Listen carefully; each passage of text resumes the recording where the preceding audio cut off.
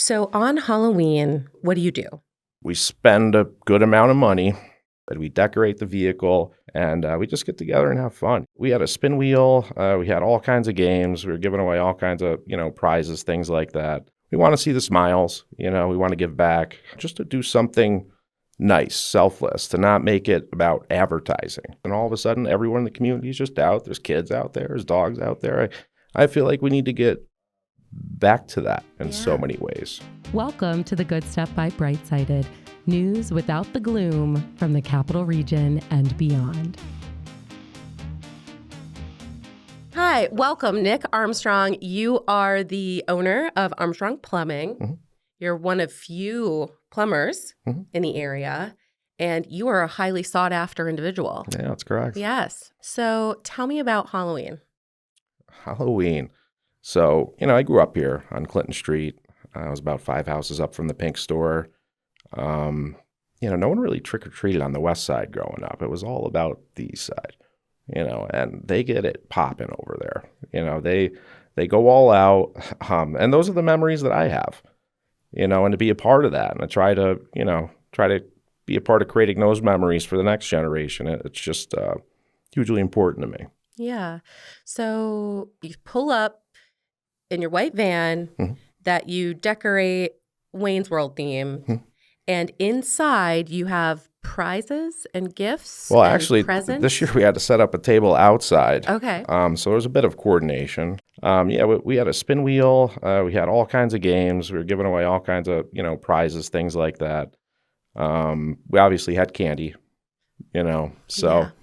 And it was great because a lot of people, they hung around and they had conversation. And, when I was growing up, you had the block parties and things like that on the west side. And, the community gets together. You see, what they've been doing with the bands and things like that, which has been great. That they closed down a road and all of a sudden everyone in the community is just out. There's kids out there. There's dogs out there. I feel like we need to get back to that in so many ways. One of the other things is that it's kind of one of the social experiments. You look at something like Christmas and you do giveaways, right? But that's with your friends and family and close people, Halloween is one of the rare social experiments that for one day, everyone can trust a child to go up to a vehicle. You know what I'm saying? For one day, a kid can go knock on the neighbor's door and go interact with them. What other day is that going to happen? It just doesn't. And not only that, they are invited inside. Right. Yeah, and then, society has to trust each other enough. For one day out of the year, of all days, that's the day. It's a social experiment. And it's one I hope continues the way it has, because the world kind of needs it. Also, you get to be who you want to be for a day. And, no one judges you for it. And, you can't really beat that. Did you dress up? I did. What were you? I was Garf. Oh. Yeah. I had a wig. The whole setup. Yeah. It was a good time. Yeah. So Maeve is 5, and how many kids came to your vehicle? And I keep bringing up Maeve because she won a really big prize. I don't even know, to Okay. be honest with you. We had one of our employees, Ryan Gerard. He was out the back. He was dressed up, and he was the one kind of taking care of the wheel and whatnot. And we were on the inside, handing out the glow sticks and the candy and, saying hello to the people. So It was a lot, I'll tell you that. How much did you spend on gifts to hand out to kids? I think overall with all in, it was probably about $3,000. Wow. Yeah. So tell me, how did it work? Kids came up, spun the wheel, and then got a prize, or? Everyone got a prize. Yeah. You don't want a kid walking away without a prize and seeing everyone else. That's going to wreck their Halloween. You know what I mean? You got to make sure they get a snap bracelet. They get a stuffed animal. They get, the glow stick. They get something. You walk away. Everyone's a winner. That's the whole point. Yeah. Something that we love here at The Good Stuff? It is a leadership development program, and not just any leadership development program, a leadership development program specifically for girls. That's why I am so proud to share that Girls Inc. of the Greater Capital Region is one of the sponsors of The Good Stuff. Girls Inc. of the Greater Capital Region started in 1937. And since then, they have been empowering girls to reach their full potential, providing safe spaces, mentorship, and life-changing opportunities for girls in Albany, Schenectady, Troy, and Saratoga Springs, especially girls that face real barriers like poverty, bias, trauma, and girls who have limited access to opportunity. From STEM-focused after-school programs to college and career pathways like the Eureka program, Girls Inc. is preparing girls not just to succeed, but to lead. And here's something we love. 83 cents of every dollar goes directly to programming, creating impact where it matters most, because when girls rise, communities rise. To learn more, to support their mission, or to get involved, head to girlsinccapitalregion.org. That's girlsinccapitalregion.org. So what happened when Maeve came up? I guess she went up twice. I don't know if you know that. I didn't know that. If I'm blowing up her spot. I'm going to have to look in the bylaws. I don't know. The look on her face was hysterical. It was absolutely hysterical. And that's the moment you live for, right? What else is it for? I think she's going to remember it for her whole life. That was the point. Mission accomplished. Yeah. And her mom was incredulous. You know, the one thing that you hope, too, is that, you know, no good deed goes unpunished, and that, you know, her and her brother aren't fighting over this thing, you know, during, family time. It's like you knew that was a thing because it has become a thing. Has it really? Oh, my goodness. Well, I apologize. Maybe I'll make sure there's more PlayStations for next year. Who knows? Yeah. So to get the PlayStation, so Maeve won a PlayStation. Mm-hmm. Like, that's a huge prize. Yeah, absolutely. Yeah. That was the biggest prize you could win? Yeah. And how hard was it to get that? I had this wheel set up in my living room. Probably, again, there's a lot of prep work, probably a week going into this. And, you know, every time I walked by it, I'd spin this wheel. And I wasn't able to win it. I was not able to win it. And actually, there was two locations on there. One seemed like it was going to be a little easier. One was a little sliver on the back end. And it kind of just bounced off and landed right on this sliver. And it was the one that I never expected to see, you know, to be let the PlayStation go, so to speak, you know. It was great. It was awesome. Aw. Well, I know that it's meant a lot to her. And thankfully, her mom, Crystal, knew someone in the neighborhood. Mm-hmm. So she could just, like, drop it off. Oh, so great. They could keep going trick-or-treating and not Yeah. Yeah, maybe we'll set up a delivery service for, you know, next time. Who knows? Yeah, this is your second year. I know, but you got to make notes. You got to come back better. You got to, you know, tighten up a little bit. So if you didn't want marketing, or really, it doesn't even sound like you want recognition at all about this. No. Why did you say yes to be on this show? It's important to get awareness out there for, you know, the plumbing industry. You know, I want people to look at this and to know that it is a viable career path. You know, again, there's a lot of big portfolios that are buying up plumbing companies, even mom and pops, because they're just, you know, they're going to be there in the future in a world where, you know, a lot of jobs will be taken by AI in the future. You know, and the fact of the matter is that they're not coming for my job, not my lifetime. Yeah. So what is your favorite thing about your job? Why would someone want to be you, besides the fact they get to be like a Ghostbuster? Honestly, it's probably the old ladies. They're my favorite. You know why? Because you go into the grocery store and they come up and, you know, they want to hug you. And, you know, it's funny. It's great, you know, and it's it just makes you feel good. You know, you're really helping a lot of people here. Again, it's about adjusting their situation. A lot of old infrastructure, particularly in Saratoga, you know. And the way that plumbing is designed by code, you know, a lot of this stuff is meant to last 75 years, you know, 100 years, you know, things like that. And, you know, there's not many people who know how to work on infrastructure that old, you know. So we're able to lend our talents towards that. And we're able to try to, you know, again, let people see that it's a viable path here and to not, you know, think hard about it. I'm not saying it, you know, I don't want to push anyone in anything. You gotta want to do what you want to do in life, but at least just leave it as an option, something to look at, you know, going forward. You're a YouTuber now. I guess so. Yeah, right now, in this moment. Awesome. You've got the headphones on. I feel official. The camera, the lights, the chair. It's a nice chair. Yeah, thank you. Do you feel like a YouTuber? A little bit. Yeah. I feel like it's coming on. Yeah. You know, who knows? You hear yourself in your head. Have you ever done this before? Daily. Yeah. Yeah, daily. Oh, yeah. Yes, I have. I've been on Good Day New York. Did a lot of work with Joy Bauer, a health expert from the Today Show. Yeah, I'm familiar. Excuse me. I didn't know I was sitting next to someone who also...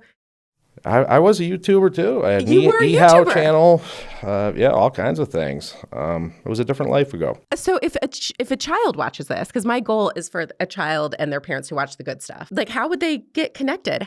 Yeah. I mean, look, again, kids love gadgets in general, you know, making them feel useful. You know, it's the old adage of, you know, dad's got the hood up of the vehicle and he needs a 3/4 spanner, right? And the kid's standing behind him and, you know, he's going to pass him the wrong tool 10 times, but eventually he's going to get it and he's going to learn. And, you know, now he's going to have value for things. So, I mean, a lot of that applies with plumbing too. If you make them a part of it. I actually had a friend of mine who lives across town, and her kids helped me one day. And I was, you know, doing an underground in a bathroom, and, you know, I let them crimp, you know, some things together and hand me fittings. They loved it. They had a hard hat on. It was, you know, everything a little kid wants. Yeah, you know? Absolutely. And now it's time for this week's Student Doing Good Stuff. My name is Bashar Tosun. And how old are you? I'm 18 years old. What did you make? What's your piece of art that's on display here tonight? My piece of art is called Grandson, and it's this mixed media portrait. It's got 3 layers, and the background is just a wallpaper of Rorschach tests, like ink blot tests, if you know what those are. Yeah. Is it based off of your personal experience, or is there... No, it's not based off of me per se, but I'm in AP art class, and my teacher, Mr. Murray, said, I want you to look at historical artists and draw inspiration from there and try to make an art reflecting their ideas and how they've come to make art. And I found this artist called Lucian Freud, and his grandfather was Sigmund Freud. So I kind of made a portrait of a figure resembling Lucian Freud and put him at the very front and center of his grandfather, Sigmund Freud's influence in psychology. Wow, that is awesome. Thanks. I'm so glad that I'm talking to you tonight, because I can now go look at the piece of art and see where your mind was at when you were making it. Yeah, I'm glad I'm here too. Yeah. There was a really sweet lady that I met outside of my artwork, and she said, go back and tell him Diane sent you. Oh, thanks, Diane. Shout out Diane, who's out there recruiting for us. Yes. In school, what's your focus? Do you have a major? Oh, my focus currently would be statistics and history. Oh, wow. Okay. I love history, yeah. And so how do you bring that into your art? Well, Or do you? Yeah. So the theme of my entire portfolio for this class was how can I depict how history still is with us today and how it presents itself and makes us act. So I wanted to focus on Lucian Freud and how his grandfather's ideas of id, ego, superego, the psychological spectrum came and shaped his artwork. His experience. Yeah. How kind of dark his art could get at times. Sure. And how did you find the Rorschach test that you use in the piece? I'm a really big fan of comic books. And I was Watchmen. Yeah. That's an excellent movie and one of my favorites. Yeah. Yeah. What does doing art do for you? Last year, my junior year, I didn't have any time to take an art elective. So it was the first year I just went without making art. And this year I picked it up again. And I find it to be really relaxing and like a creative challenge. How can I show this without, I don't know, looking cheesy or something? So I have 2 kids, a 7-year-old and a 5-year-old, and I often wonder, what is it going to be like for them in this like digital world? Do you feel that art helps you during, like, take a break from screen time, or do you use screens with your art? Because it's a real blessing in some ways, but it's also... So this year in New York, because they have the phone ban in a lot of schools, I usually make art while listening to music, or I have a video on, and sometimes that gets distracting. So this year I found it really like a blessing in disguise that we can't use phones in school. So during art, I would really, get in the zone and get it done. And it was meditating for me, I think.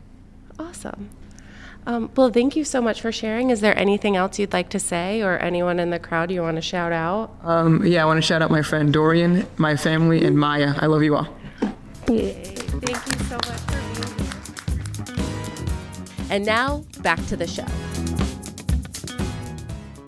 We're just kind of in trouble as far as trades go in general, but specifically in plumbing and HVAC, the replacement ratio is, again, depending on who you talk to, 6-to-1, 20-to-1. Even the information isn't really clear. They haven't really, aired this stuff out in studies and things like that. But the median age is also very high for plumbers. And the people like my uncle, Wesley, who's been in the business for 35 years, people like my father, they are retiring. Yeah. And they are the people with the knowledge. And unfortunately, this isn't something you can kind of fast track your way through. It takes years and years to be able to work on the kind of infrastructure, So how did you find yourself in this trade? I was basically born into it. I was sweating pipe when I was 14 years old. That's what it's called? Well, back then. Now everything is pro press, and there's a machine for this and that, and they've tried to find ways to make it easier, over time, but it's just always been a part of my life. Yeah. But you're the only one who went into it. I am. One of four. Mm-hmm. Yeah. I don't know. Maybe I was the only one crazy enough. Why is it crazy? It's a lot of hard work. It's a lot of stress. There's no mistakes. The smallest drip will turn into thousands of dollars worth of damage, right? You can kill someone with carbon monoxide poisoning. You don't, vent something properly. You could electrocute someone. Everyone's memories are in their basement, right? All their pictures of Christmas and, whatever else. You flood a basement, you just took a lot away from that person, so there's a lot of responsibility that goes along with it. Gosh. So Nick goes straight for the jugular when he sits in the hot seat. I almost felt another tear form. I thought I was the one who asked the tough questions. No. But I feel like you've got such a sense of what really matters. I don't know. I feel like people don't go straight to the point. I have to be direct. I just have to be very direct, even, with employees and things like that. I got to be very clear on what I'm saying and, what the expectations are. And, in food service, you can send a plate back, right? You got another shot of redemption, right? Yeah. There's no send backs. There's just none, What do you think people picture when they picture a plumber? I'm not entirely sure, but I could tell you this. It's probably not accurate. It's just, I don't know if there's been enough education, I mean, if you look at the way we present ourselves and, we're nice and clean cut and, the way that we have our vehicles are nice and organized and, we have all the, top tools that you can have to adjust someone's day, so it's like, it's kind of more like being a Ghostbuster than it is, that's kind of the thing. You know what I mean? I love that so much. That's what it feels like. Yeah. Who are you going to call? Who are you going to call? Armstrong Plumbing. Exactly. Speaking of Ghostbusters, that is the song that played in the background of your Instagram story. Perfect. That I watched, showcasing your Halloween tradition. It's become a tradition. Yeah, we started last year. Okay. And then this year we went bigger. And who knows what next year is going to look like. But, we're always trying to outdo ourselves. So you said that there was a story behind what you do. And can you, for the audience, explain, what is this? Look, the world's gotten kind of crazy. And, in this world, I want people to know, look, we've been part of this community. Many, many people know my family, know me. If you see us, let's say you're even in trouble. Let's say, you got a little kid and his, bike tire's shot. We're going to whip out a compressor for you and blow your bike tire up. I want you to know someone's going to be there to adjust your day in some way, shape, or form. It's just part of being part of the community, Yeah. So on Halloween, what do you do? We spend a good amount of money and we take the day off and we decorate the vehicle. We got to figure out what the theme's going to be. This past year was Wayne's World. Year before that was Mario. My good friend Carissa DeSophie, she's the owner of Priceless Companions. What's that? It's dog walking. Oh, Yeah, okay. yeah. So she does boarding as well. She's absolutely awesome, and she's been one of my ride or dies for 25 years at this point. And we just get together and have fun. We decorate. We want to see the smiles. We want to give back. I don't know if it's for me, whatever it just fills some kind of void in a person. Just to do something nice, selfless, to not make it about advertising. My phone rings nonstop. I can't get to the jobs that I have, and I can't even hire my way out of it because, again, we don't have the people, So I don't know. It's a way to interact and not be in that atmosphere of, stress or, the other things that come along with, being a plumbing company. Yeah. I found myself thinking about that because to find more information about what you guys did on Halloween, there just really wasn't any. We didn't post anything. No, again, it was not about, advertising or anything like that. It's important to, have people feel comfortable with you. I mean, at the end of the day, we go into people's homes. Mm-hmm. We see who they are, unadulterated in so many ways. We see what news they're watching. We see, what's in their closet, so to speak. You got to be comfortable with those types of people that are coming in your home, Yeah. Is there anything else that you would like to share? Just put good energy out there. Yeah. That's the goal with the good stuff. That's right. So That's why we're here. That's why we're here. We just want to share the good stuff in the community. If you've got good news ideas or someone you'd like to nominate, send us a message at thegoodstuff@brightsighted.com.